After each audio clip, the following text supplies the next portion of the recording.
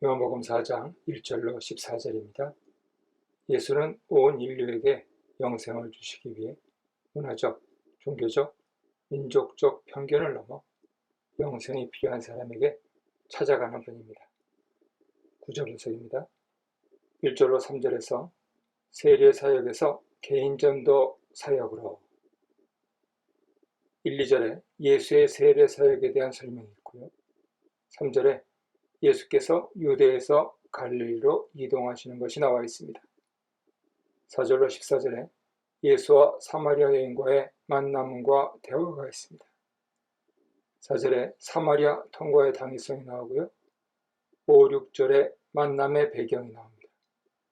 7, 9절에 첫 번째 대화, 10절로 12절에 두 번째 대화, 13, 14절에 세 번째 대화가 나옵니다. 배경입니다. 예수 시대 유대인과 사마리아인은 서로 적대 관계에 있었습니다. 사마리아인은 북이스라엘이 아수르에 망해 백성들이 끌려가고 남은 사람들과 여기에 몰려온 이방인들 사이에 혼혈로 태어난 사람들이었습니다. 바벨론 포로에서 돌아온 남유다 사람들은 이들을 이스라엘 사람으로 인정하지 않았죠. 또 사마리아 사람들은 예루살렘에 성전 세우는 것을 방해하기도 했습니다. 주전 400년경에 사마리아인들은 그르심산에 자신들의 성전을 따로 세웠습니다. 주전 2세기에는 시리아인들과 유대인들이 전쟁할 때 사마리아인들이 시리아 군주를 도왔고, 후에 유대교 제사장이었던 요한 히르카노스 왕은 그리심산에 있는 성전을 파괴했습니다. 도움말입니다. 4절에 사마리아를 통과하여야 하겠는지라 했는데요. 유대에서 갈릴리로 갈 때 사마리아를 통과한 것은 당시로서는 이례적이었습니다. 가장 빠른 길이었지만 유대인과 사마리아인이 상호 반목하고 있었기 때문에 유대인은 지중해 해변을 따라 북쪽으로 올라갔다가 다시 내려오는 길을 택하거나 혹은 요단강을 건너갔다가 다시 갈릴리로 오는 길을 택했습니다. 그런데 예수는 사마리아를 통과해서 갈릴리로 가려 합니다. 여기에 쓰인 동사가 신적 당위성을 나타내는 대의죠. 예수께서 사마리아를 통과해 간 것은 우연이 아니라 하나님의 뜻을 수행하기 위함이었습니다. 6절에 6시쯤이 나오는데 이 시각은 정오를 나타냅니다. 중동 지방에서 이 시각에 물을 길러오는 것은 일상적인 것이 아니었습니다. 뜨거운 대낮보다는 서늘한 아침이나 늦은 오후를 보통 이용합니다. 그런데 이 시각에 혼자 물을 길러왔다는 것은 이 여인에게 피치 못할 사정이 있었음을 짐작케 합니다. 9절에 유대인으로서 어찌 사마리아 여자인 나에게 말하는데요. 당시에 유대인과 사마리아인은 상종하리 하지 않았습니다. 게다가 남녀가 대화하는 것도 다 피했죠. 유대인 남자가 사마리아 여자에게 말을 건 것은 예사로운 사건이 아니었습니다. 10절에 하나님의 선물이 나오는데요.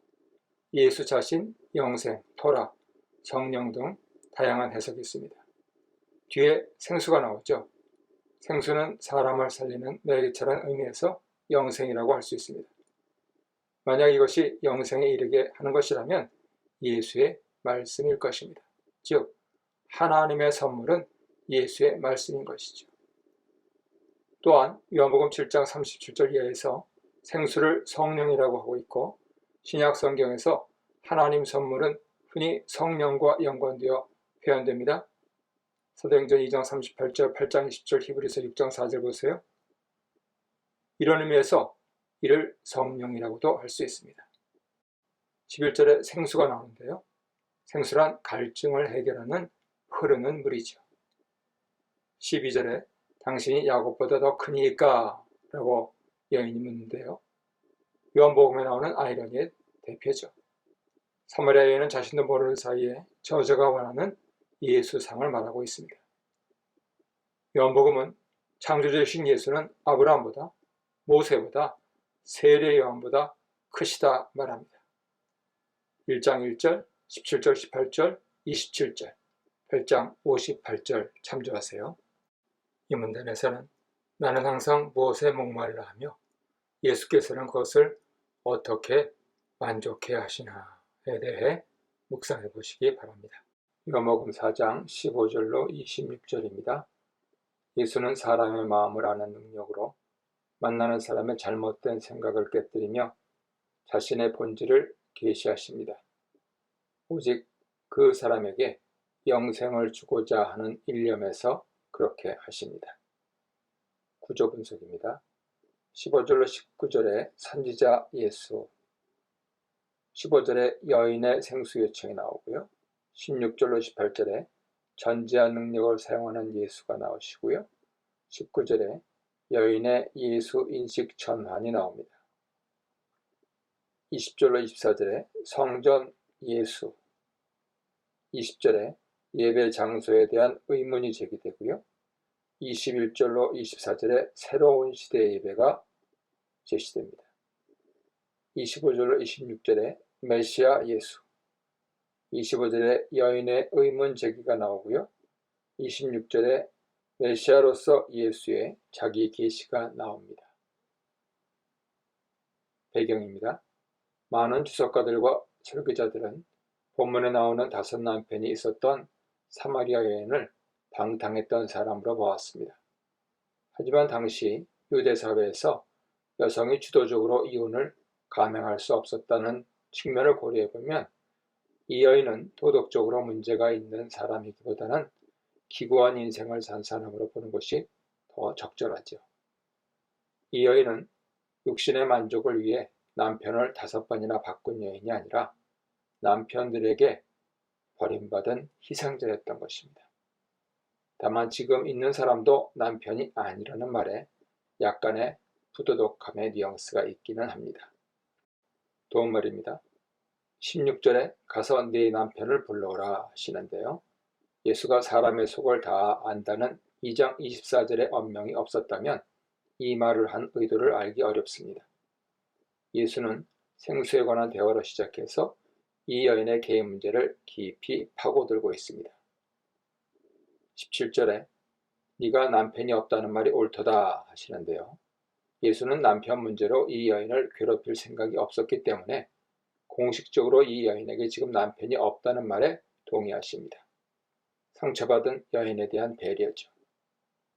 18절에 너에게 남편이 5 있었고 하는 것은 이전 남편 숫자까지 언급함으로써 예수가 이 여인의 마음과 상황을 정확히 알고 있다는 뜻을 나타냅니다. 일반적으로 당시 법에는 유대인들에게 3번만 결혼이 허용되었습니다. 아마 사마리아인들도 마찬가지였을 것입니다. 하지만 실제 있어서 이것이 꼭 지켜졌는지는 미지수입니다. 19절에 주여 보니 선지자로소이다 고백하는데 예수가 자신의 모든 삶과 마음을 속속들이 아는 것을 보고 여인은 예수를 구역적인 의미로 선지자라고 합니다. 20절에 이 산에서도 말고 라는 표현이 나옵니다. 이 산은 그리심산을 가리킵니다. 신명기 27장 4절 마스로 본문에는 에발산으로 나오고요. 사마리아 오경에는 그리심산으로 나오는데요. 마소라 본문은 반사마리아적 입장에 따라 수정한 것이고 사마리아 정경의 신명기 본문의 입장을 말하는 것으로 해석됩니다. 22절에 구원은 유대인에게서 남이라 합니다. 이 사상은 시편 76편 1절에서 온 것이죠. 하나님이 유다에 알려졌으며 그의 이름이 이스라엘에 알려지셨도다. 이 말은 유대인들에게 구원 계시를 주셨다는 뜻이죠. 24절에 예배하는 자가 영과 진리로 예배할지니라 말씀하십니다. 장소에 의존해서 예배하는 것의 대적 개념이죠. 영은 성령, 진리는 진실이죠. 그래서 성령에 의해 진실로 예배하는 것을 말씀하고 있습니다. 26절에 네가 말하는 내가 그라 하시니라 나옵니다. 그리스어로 에고 에임입니다. 요한복음에서 예수가 신적 메시아라는 정체성을 나타낼 때 사용된 문구죠.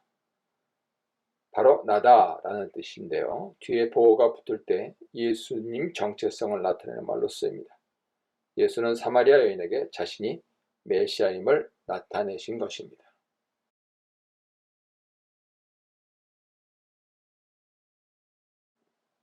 요한복음 4장 27절로 42절입니다. 사마리아 여인은 드디어 예수를 그리스도로 고백합니다. 그리고 사마리아 사람들에게 전도합니다. 한 사람의 변화를 위해 쏟은 예수의 열정이 결국 많은 사마리아인들의 회심으로 이어졌습니다.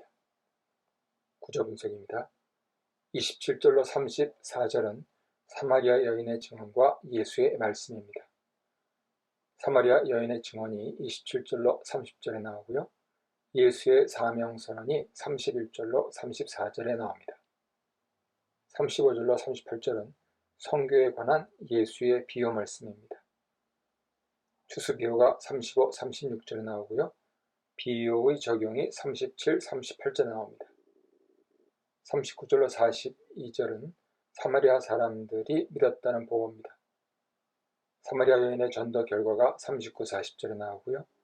예수의 말씀 전도 결과가 41, 42절에 걸쳐 나옵니다. 배경입니다.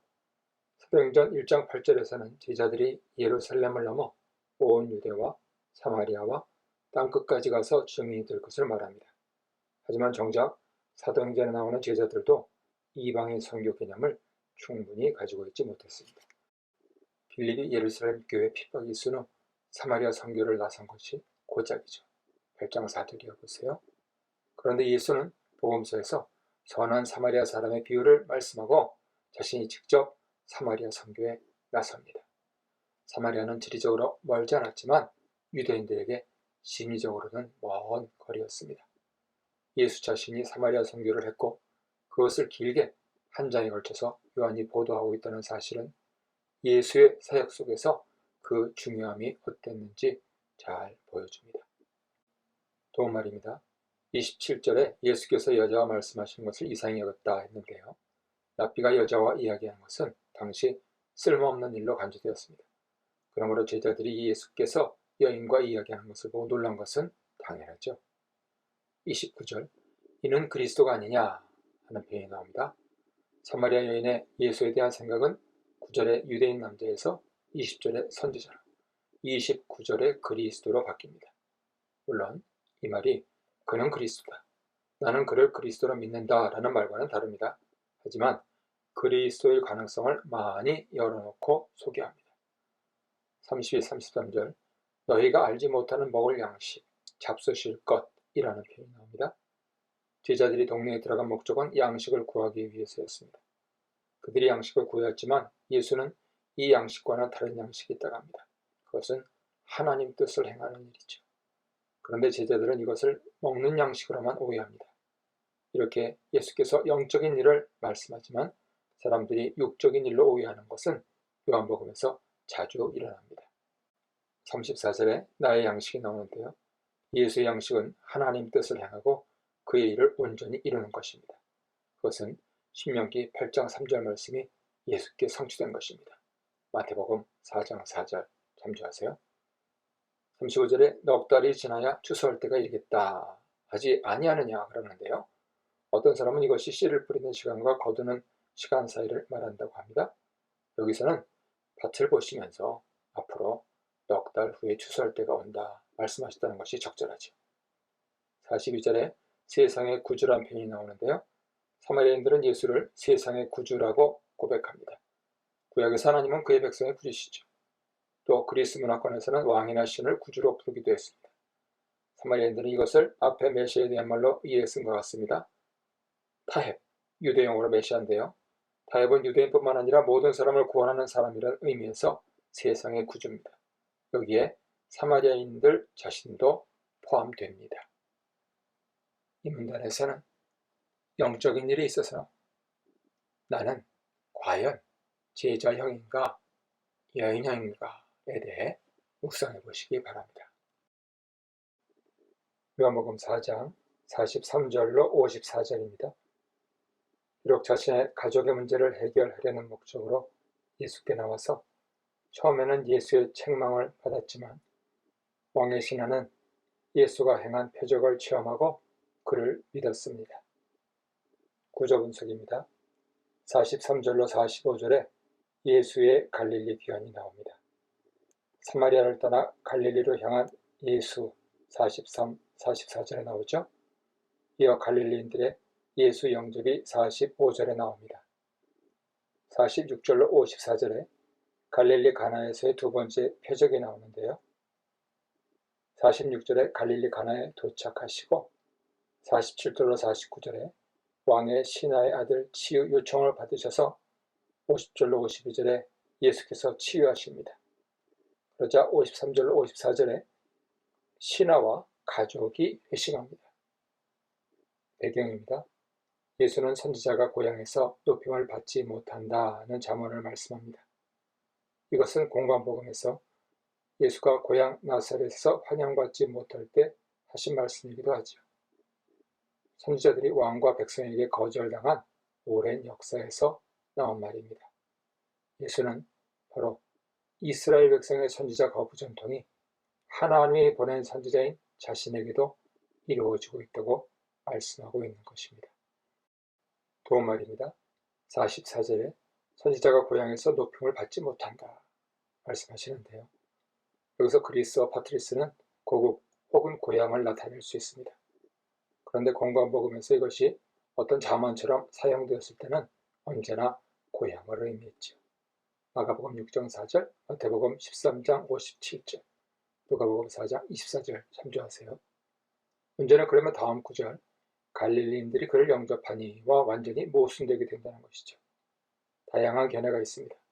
첫째, 여기서 예수의 고향이 유대라고 보는 것이죠.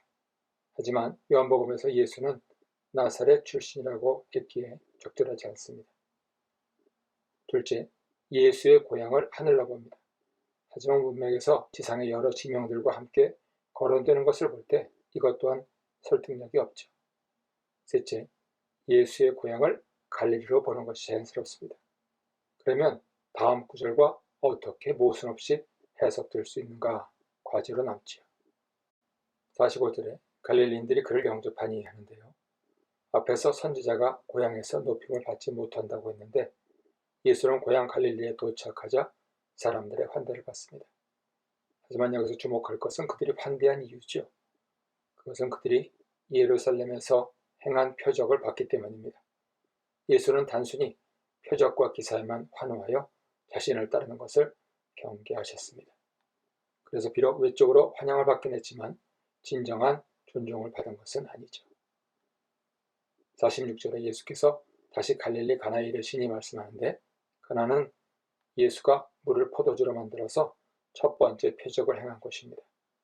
요한은 그 기사와 이 기사를 하나의 수미상관으로 다루고 있습니다. 46절에 왕의 신하가 나오는데요. 여기 왕은 헤롯 안티파스입니다. 헤롯 대왕의 아들이고 분봉왕으로 주전 4년에서 주후 39년까지 갈릴리를 통치한 사람입니다. 그는 분봉왕이었지만 흔히 사람들에게 왕으로 여겨졌습니다. 마가복음 6장 14절 보세요.